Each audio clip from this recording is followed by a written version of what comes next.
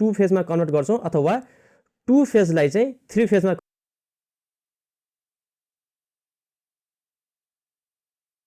Convert गर्छौं। So हामी के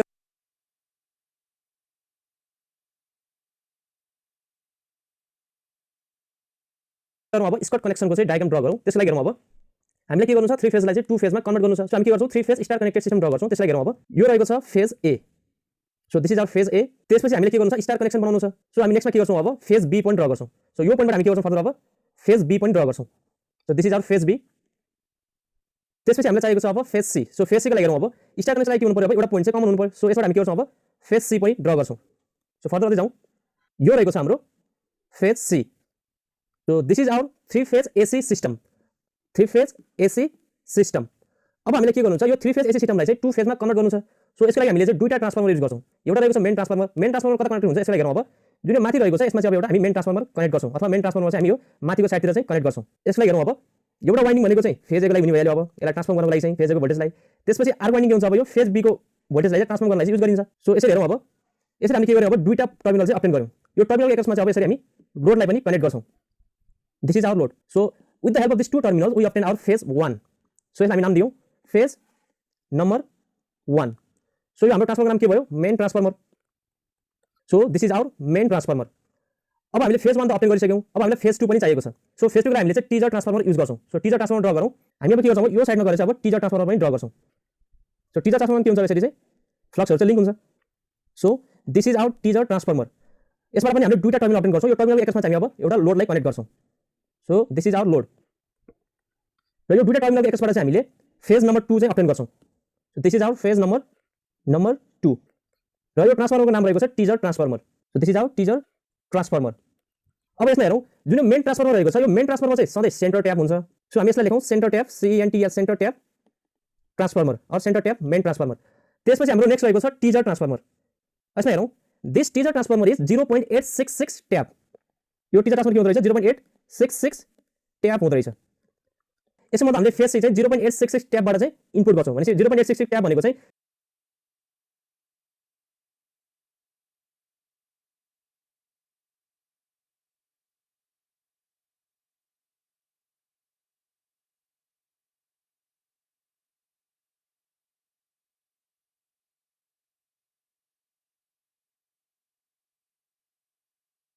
जुन वाइन्डिङ रहेको छ यो वाइन्डिङको चाहिँ सर्टेन 86.6% हो। सो यो पोइन्टबाट हामी के गर्छौं अब फेज सी पनि कनेक्ट गर्छौं। So this is our phase C. अब यसमा हेरौं यो रहेको छ 3 phase AC system. With the help of this main transformer and teaser transformer connection we obtain our phase 2। एउटा रहेको छ फेज 1 अर्को रहेको छ फेज 2 अथवा यसरी के हो हामीले 3 फेज एसी सिस्टमलाई चाहिँ 2 फेजमा चाहिँ कन्भर्ट गर्यौं। यदि हामीले चाहिँ 2 फेजलाई चाहिँ 3 फेजमा कन्भर्ट गर्नु परेको भए हामी के गर्छौं यो लो साइडमा चाहिँ अब इनपुट गर्छौं र यो जुन यो एबीसी साइड चाहिँ यसमा चाहिँ हामी अब 3 फेज लोडलाई चाहिँ कनेक्ट गर्छौं। जसले के हुने अब चाहिँ 2 फेजलाई चाहिँ अब हामीले चाहिँ 3 फेजमा कन्भर्ट गर्न सक्छौं। So this star connection can be used to convert 3 phase to 2 phase or 2 phase to 3 phase. so यो फिगर रहेको छ this is our complete figure for Scott connection. So अब यसको सर्टेन पोइन्ट डिस्क्राइब गरौँ। this connection uses 3 phase AC supply to obtain a 2 phase 4 wire system and vice versa। यसलाई figure हेरौँ अब here this connection can be used to convert 3 phase AC system into 4 terminal एउटा terminal दुईटा terminal तीनटा terminal र चारवटा terminal 4 terminal 2 phase system and vice versa. Vice versa भन्नाले चाहिँ 2 फेजमा पनि हामी के गर्न सक्छौं अब 3 फेजमा कन्भर्ट गर्न सक्छौं with the help of Scott connection. त्यसैले हामीले के गर्नु पर्यो यो लोडको साइडमा चाहिँ हामीले सोर्सलाई कनेक्ट गर्नु पर्यो र जुन यो सोर्स रहेको छ यो सोर्सको साइडमा चाहिँ हामीले अब 3 फेज लोडलाई कनेक्ट गर्नु पर्यो। त्यसपछि सेकेन्ड पोइन्ट पढौं it produces 2 phase electric power.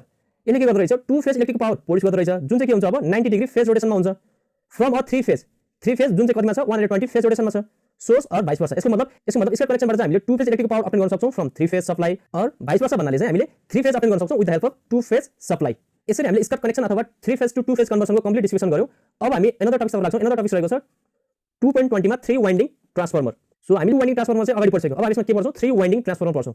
Exam point of भ्यूबाट चाहिँ खासै इम्पोर्टेन्ट छैन त्यसैले हामीले यो टपिक चाहिँ पढ्नु पर्छ।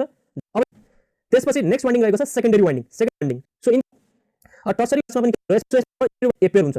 सिम्पली के भयो it is equals to no load current primary winding due to condition push from the load I3 connected load tertiary winding plus I। अब यसमा फर्दर हेर्दै जाउँ कल टर्सरी वाइन्डिङ। यो टर्सरी वाइन्डिङ चाहिँ 3 winding transformer there is one more winding call tertiary winding. यो tertiary winding चाहिँ हामीले हेर्न सक्छौं फिगरमा पनि the tertiary winding is either connected in delta और स्टार।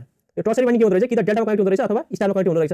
मोर प्रब्लली चाहिँ यो चाहिँ डेल्टामा चाहिँ कनेक्टेड हुन्छ। अब हामी यो टर्सरी वाइन्डिङको फंक्सन हेर्छौं। त्यसलाई हेरौँ अब अब हामीले टर्सरी वाइन्डिङ चाहिँ किन कनेक्ट गर्यो अथवा हामीलाई टर्सरी वाइन्डिङ चाहिँ किन चाहियो त्यसको लागि फर्स्ट पोइन्टमा रहेको छ the tertiary winding can be use to provide supply for substation auxiliary like protective relay system control panel or substation lighting म्हणजे टर्सरी वाइन्डिङमा चाहिँ हामी के गर्न सक्दो रहेछौँ प्रोटेक्टिभ रिले सिस्टममा पनि सप्लाई दिन सक्दो रहेछौँ त्यसैगरी कन्ट्रोल प्यानललाई पनि सप्लाई दिन सक्दो रहेछौँ अर सबस्टेसन लाइटिङलाई पनि सप्लाई दिन सक्दो रहेछौँ त्यसपछि सेकेन्ड फंक्सन रहेको छ the tertiary winding can be use to supply phase compensating devices such as condenser capacitor banks which are operated at a voltage different from the primary and secondary so this are the two function of the tertiary winding अब हामी के गर्छौँ three winding ट्रान्सफर्मरको चाहिँ equivalent circuit diagram draw गर्छौँ त्यसलाई हेरौँ अब K21 भनेको के भयो यो कन्डिसनमा चाहिँ तीनटा वाइन्डिङ छ सो K21 भनेको के हुने भयो अब ट्रान्सफर्मेसन रेशियो बिट्विन 2 and 1 हामीले के गरेका छौँ 1 वाइन्डिङमा चाहिँ सप्लाई दिएका छौँ र 2 वाइन्डिङमा चाहिँ लोड कनेक्ट गरेका छौँ सो K21 भनेको के हुने भयो अब चाहिँ that means secondary because of voltage given in primary so K21 ले के गर्ने भयो अब चाहिँ ट्रान्सफर्मेसन रेशियो बिट्विन 2 and 1 चाहिँ रिप्रेजेन्ट गर्ने भयो 2 and 1 भन्नाले के भयो अब हामीले 2 मा चाहिँ लोड कनेक्ट गरेका छौँ र 1 मा चाहिँ सप्लाई दिएका छौँ सो K21 को हामीले के लेख्न सक्छौँ अब N2 डिवाइडेड बाइ N1 लेख्न सक्छौँ अथवा V2 डिवाइडेड बाइ V1 पनि लेख्न सक्छौँ लाइकवाइज हामीले के लेख्न सक्छौँ यसलाई चाहिँ अब I1 डिवाइडेड बाइ I2 पनि लेख्न सक्छौँ so this all represent the transformation ratio between 2 and 1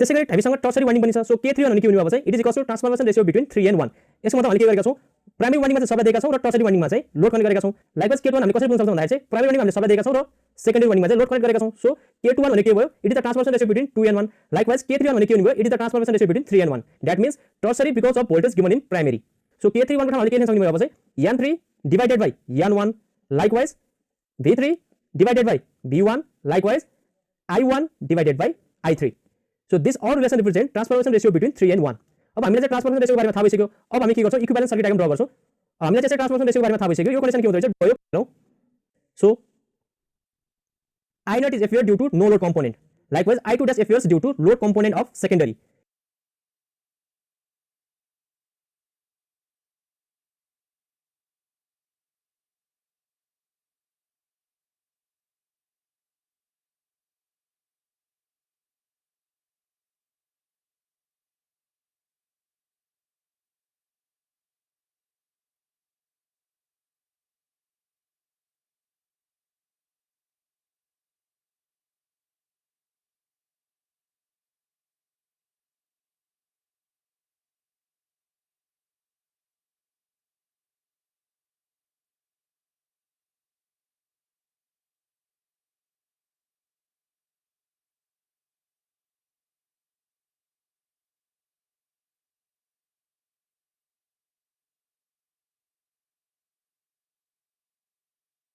Similarly, hence we can write I1 के हुन्छ अब I tertiary when the load is connected in such condition no load component current will be very small so I0 के हुने अब चाहिँ एकदम कम हुने भयो hence we can write I1 के हुन्छ अब I1 becomes I2 dash plus I3 dash with the help of this relation we can draw the equivalent circuit diagram of three winding transformer so this can be represented in the form of equivalent circuit diagram as figure draw गर्नु अब हामीले के थाहा छ I1 भनेको चाहिँ अब I2 dash plus I3 dash हो x so हामीसँग त्यसैगरी अब हामी के गर्छौँ यसलाई चाहिँ प्राइम मल्टिपल गर्दा सो यो पोइन्ट राइट हुन्छ त्यसैले तल I2 dash dash करेन्ट कहाँबाट बग्ने भयो चाहिँ यसरी R3 dash बाट बग्छ त्यसैगरी X3 dash बाट बग्छ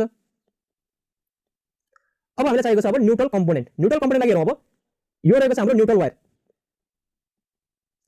वायर यसरी के हुने अब चाहिँ यसरी सेकेन्डरी वाइन्डिङतिर पनि के हुन्छ यसरी न्यूट्रल वायर कनेक्ट हुन्छ र टर्सरी वाइन्डिङतिर पनि यसरी हामी न्यूट्रल वायरले चाहिँ रिप्रेजेन्ट गर्छौँ अब यसमा हेरौँ जुन यो प्राइमरी वाइन्डिङको वायर छ यो प्राइमरी वाइन्डिङको वायर र न्यूट्रल वायर बिचको भोल्टेज कति हुन्छ अब V1 हुने भयो this is our supply voltage V1 त्यसैगरी यो सेकेन्डरी वाइन्डिङ र यो न्यूट्रल बिचको भोल्टेज कति हुन्छ अब V2 ड्याश हुन्छ V2 ड्याश भन्नाले चाहिँ this is the voltage refer to the primary side त्यसैगरी यो टर्सरी वाइन्डिङ र यो न्यूट्रल वायर बिचको भोल्टेज कति हुन्छ अब V3 ड्याश हुन्छ so V3 dash represent the voltage of tertiary winding refer to the primary side अब यसमा हेरौँ यो R2 ड्याश X2 ड्याश त्यसैगरी R3 ड्याश X3 ड्याश भनेको कति हो त्यसलाई हामीले यसमा हेर्न सक्छौँ R2 ड्याश भनेको के हुन्छ अब R2 divided by transformation ratio between 2 and 1 को होल स्क्वायर हुन्छ त्यसैगरी X2 ड्याश भनेको के हुन्छ अब X2 divided by transformation ratio between 2 and 1 को होल स्क्वायर हुन्छ सिमिलरली R3 ड्याश भनेको के हुने अब चाहिँ R3 divided by transformation ratio between 3 and 1 को होल स्क्वायर हुन्छ त्यसैगरी X3 ड्याश भनेको के हुन्छ अब X3 divided by transformation ratio between 3 and 1 को होल स्क्वायर हुन्छ यसको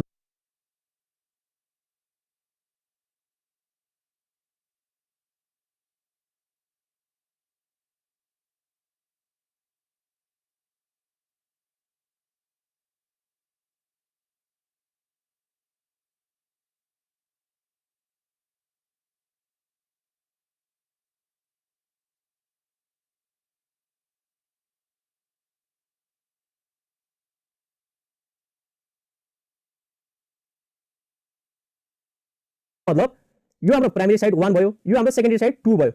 यदि हामीलाई चाहिँ प्राइमेरी साइडको प्यारामिटरलाई चाहिँ सेकेन्डरी साइडमा ट्रान्सफर गर्नु छ भने चाहिँ त्यो कन्डिसन हामीले के गर्छौँ, मल्टिप्लाई बाइ ट्रान्सफर्मेसन रेशियोको होल स्क्वायर गर्छौँ। यदि हामीलाई चाहिँ सेकेन्डरी वाइन्डिङको प्यारामिटरलाई चाहिँ प्राइमेरी वाइन्डिङमा के गर्छौँ हामीले अब डिवाइडेड बाइ के स्क्वायर गर्छौँ। सो यसमा हामीले के गर्यौँ अब सेकेन्डरी वाइन्डिङको प्यारामिटरलाई चाहिँ प्राइमेरी वाइन्डिङमा ट्रान्सफर गर्यौँ। सो हामीले के गर्यौँ अब डिवाइडेड बाइ K21 को होल स्क्वायर गर्यौँ, त्यसैगरी K21 को पनि होल स्क्वायर गर्यौँ। मानौ यो कन्डिसनमा चाहिँ अब टर्सरी वाइन्डिङ के हुन्छ अब